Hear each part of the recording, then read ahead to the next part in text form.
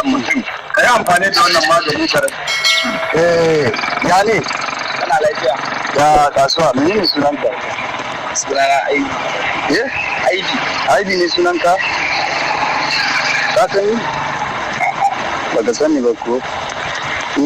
Abin da yake faru ne ko kawai da karamin magana ne ta gane a dama na sha gani mutane yawa ban gaya musu ba sai na ce to na gaya maka ko ban san ko in za ka iya ba ta gane su abin da yake faru ne akwai wani abokina a Benin a Sapeleru ta gane a Sapele yake da zama ina na ji na same shi na ce mai aiki na bai ci gaba ka gane ba na samun kuɗi akwai shi dai gurin da shi dai ya kai ni gurin din da ya kai ni gurin din wannan baba din ya ce min cewa ya zama dole sai na yi ritual na yi maganin kuɗi kafin dai inda da ya samu kuɗi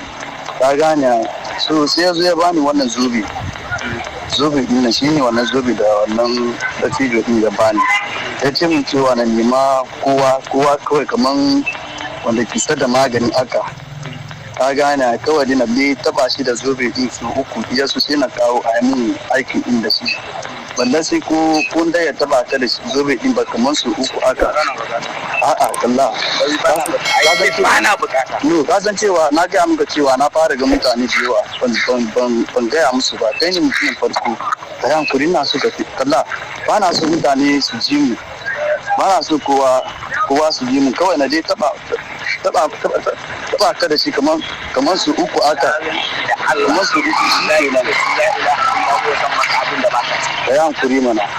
an zama dai ai don makadin da baka ga mun zama dai ana bukata kana ji Hausa ni na ji Hausa ina Allah ka san magana a cikin na wallahi tallahi zan illata ka kawai su uku kawai na faɗa maka zan illata ka